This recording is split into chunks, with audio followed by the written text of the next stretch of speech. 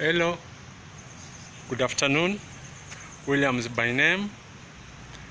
I thank you all for this moment. I'm here waiting for my friend who's a vet doctor. He's delayed to come, but I think he's about to reach.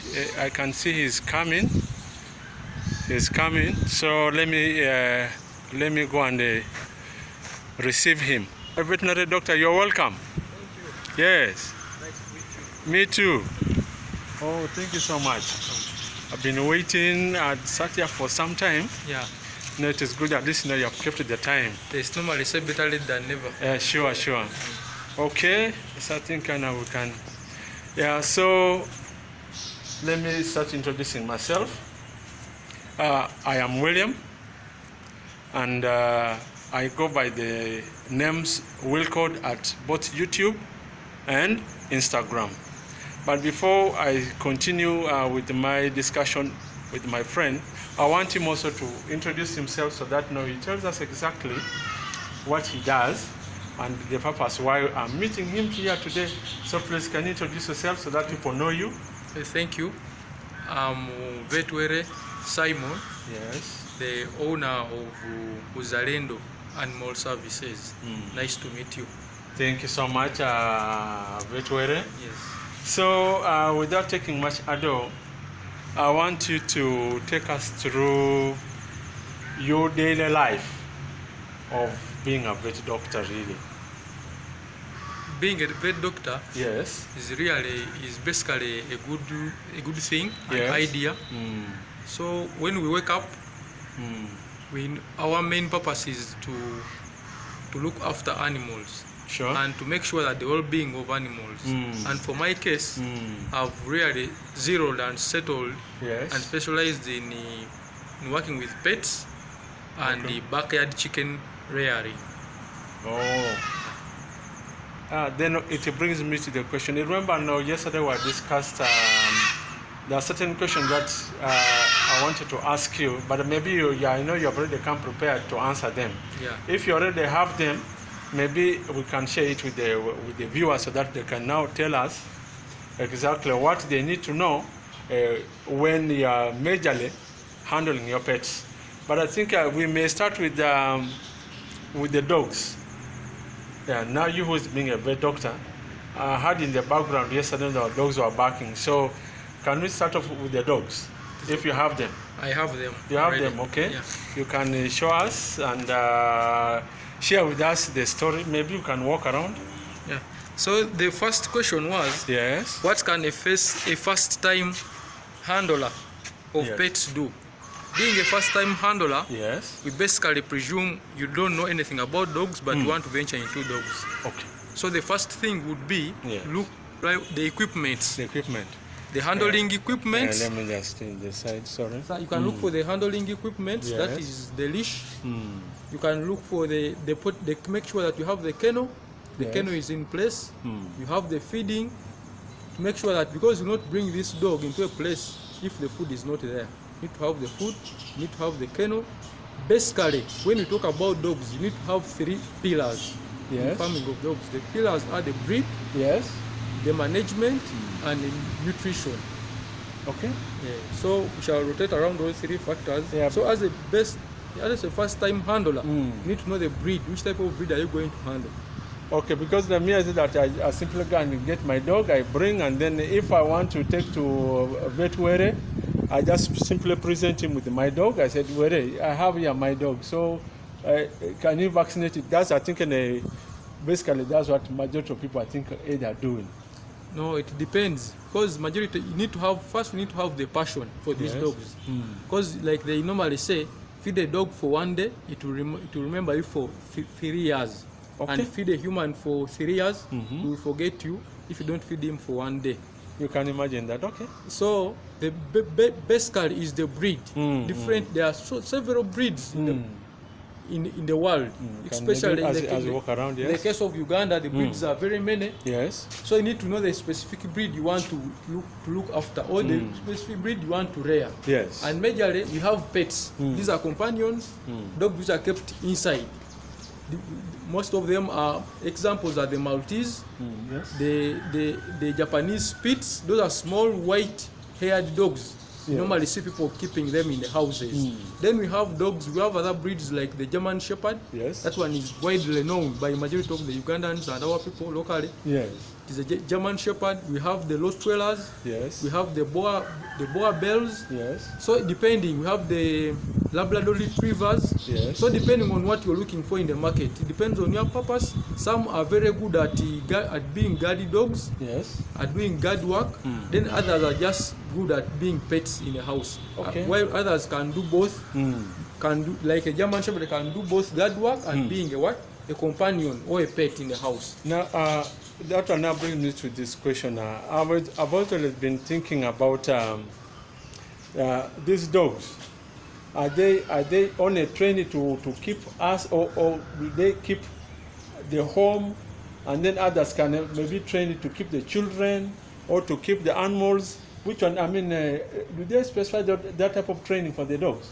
Actually, depending on the level, depending on your purpose of selecting this breed of dog, Yes. several breeds of dogs do several purposes. Okay. Mainly, and another thing is it depends on the level of training. Yes. Especially because there are dogs which are specifically trained in the explosive detection. Okay. And those are known as EDDs, explosive detection dogs. Those are dogs which are normally used by the military, The military. the police. Okay. They are used by the military to sniff out explosive materials. Then there are others which are trained for doing narcotic work. Like these ones you see at the airport sniffing out narcotics. Yes. Then there are those ones basically which undergo training, basic obedience. Yes. And they are brought up specifically to be pets at home. Now you can imagine. I was very green about much of this thing because I think it is good. You can hear from a veterinary that we need to learn more about these animals. I think from today on, I'm also going to widen my search and research about these types of dogs. How about these normal dogs that I'm seeing, which are rotating around and they are basically moving around in people's homes and all that? How do we classify those dogs? Majority of it is a good question. Most of the dogs which rotate Let me just stand. You may come this side. Yes. On roads, majorly for us in our local language or our environment, we normally refer them to as local dogs. Yes. Local dogs. But here, if you want to breed into loyal, good dogs for guard work and good dogs to keep you at home, Yes. I basically advise you to go in to do dog as a business. So you need to look out for those good breeds, like the German Shepherds, like the German Shepherds, like the Dutch Shepherds, Yes. like the Belgian Shepherds. Yes. Majority of people know them as Malinois, Yes. like the Labrador Retrievers and the Boer Bells, depending on your budget and depending on your purpose, the purpose of what you want this dog to do for you. Yeah, I think before I used to hear about, is it anal season? Are those, or it is me who doesn't know the type of dogs? But they used to tell us that there's an Alsatian and then there's a German Shepherd. But okay, German Shepherd is the one which is widely known. Yeah. And how many types of these breeds do you commonly receive at your veterinary clinic? Like I told you, majority of the dogs we receive, like in a case in point in Kampala, Yes. mainly are German Shepherds, because this is a dog known to everybody. Yes. And most of the beginners, people who are looking up how to venture into dog breeding business, Yes. they know widely and they know German Shepherd dogs. Yes. So German Shepherds are commonly known. We normally get them here. And then the Belgian Shepherds, those are the Malinois. We have the Dutch Shepherds. We have the Boer Bells. They are very common. And then these small breeds of dogs, Yes. which are normally common, we have the Maltese. Those ones are short, hairy dogs. Yes. mainly we kept in people's residences and houses. They keep inside their white, and then the Japanese Spitz. The Japanese Spitz. Yeah. I've not seen those, and maybe I'll come to your vet shop. Either do you also keep them there for people to buy, or do you sell them, or people simply bring for you for treatment? People simply bring them for treatment, but we have well-known breeders of these basic dogs. If you need them, Yes. what we normally do, we arrange and we connect them to you so that they can supply you with these dogs. And they're not very expensive, because assuming I may want one which is comfortable, affordable within my pocket. I like they normally say, a saying goes, dogs are not salt that you'll find them in every home. Yes. Dogs are like sugar. You only find them in specific homes. So not everybody can manage, can afford to have a dog. Okay. Yeah. But once you want to venture into the dogs, the dog world, you need to have the money and need to be well prepared to do so.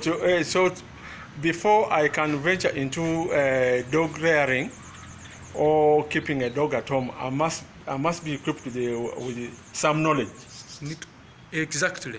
So the knowledge one is assuming now I have to come to your place. One, you'll tell me to buy a cage. You need to have the equipment, the handling equipment. Yes. Yeah, that is you can have a portable kennel. You can have a leash. Yes. You can have a line. You can get a harness. You can get a muzzle. Yes. There are so many. Yeah.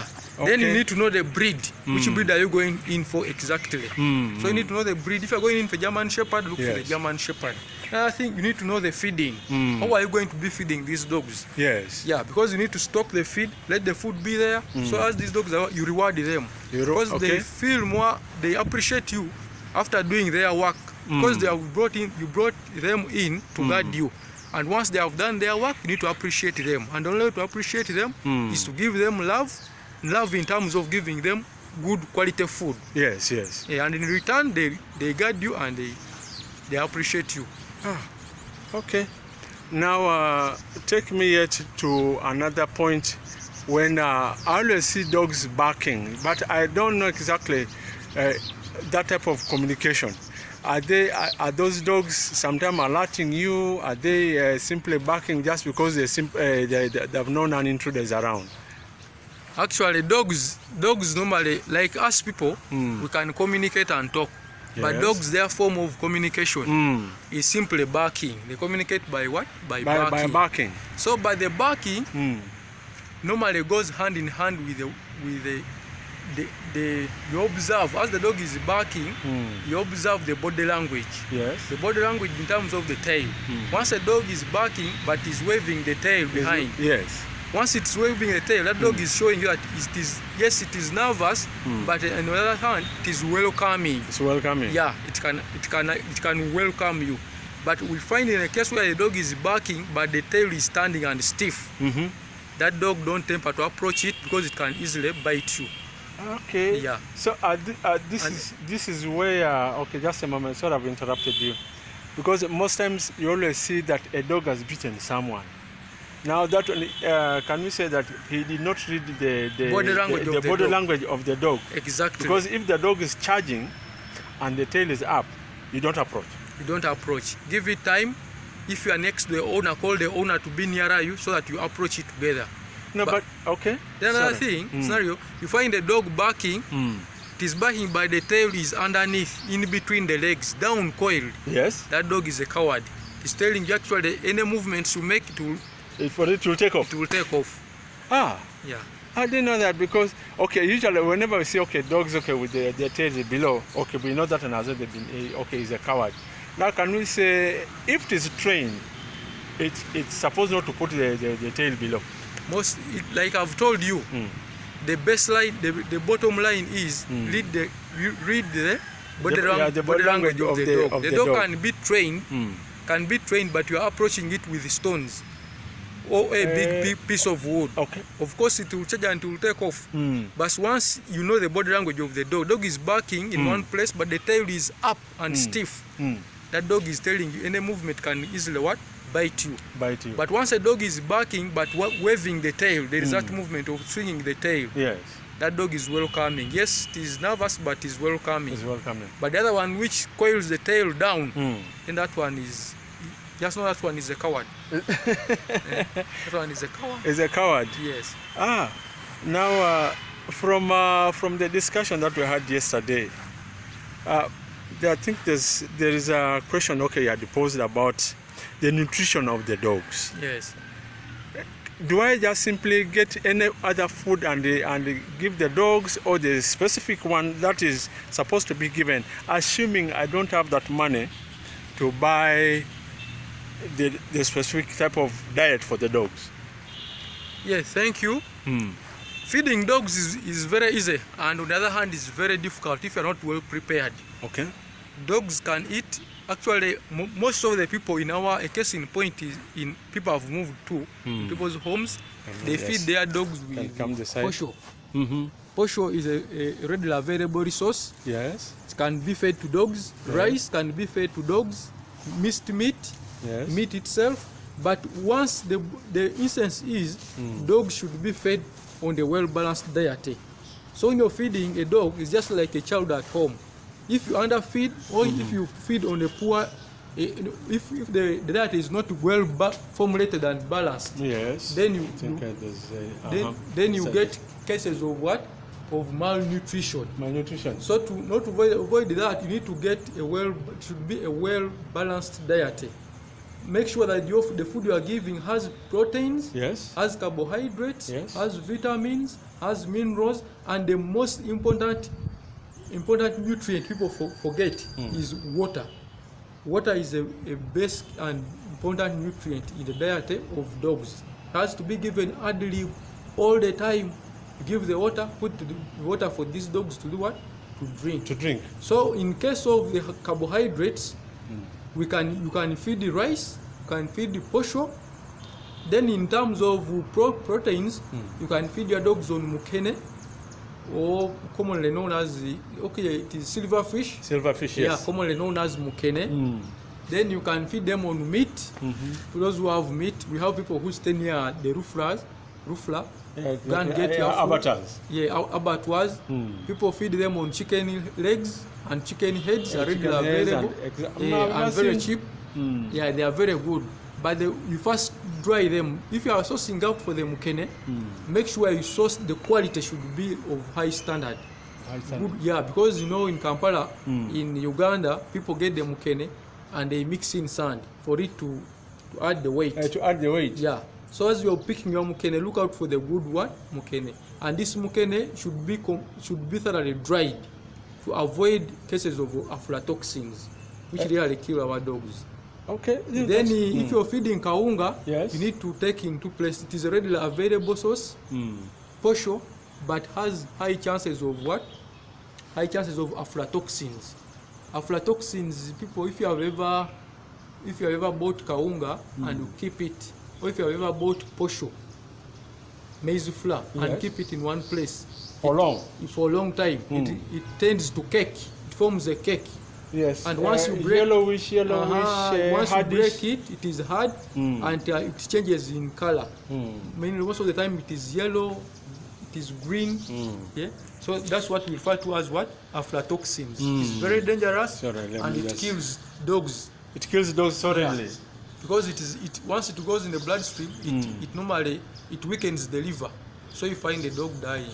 So you need to give your dogs water, the minerals, and if you are well off and you have the money, I really recommend and advise that you buy well-formulated feeds on the market. There are so many brands, are so many, depending on the purpose of the dog. If it is a working dog, you go in and look for a food which has a crude protein of at least a crude protein. Okay. A crude protein of at least 28 and above. Yeah, 28 and above. But if you are going in for a guard dog, those ones can be average, can be 24 and above. 24 and above. So as you're buying, look out for the ingredients. Look for the crude protein in that food. There are so many on the market.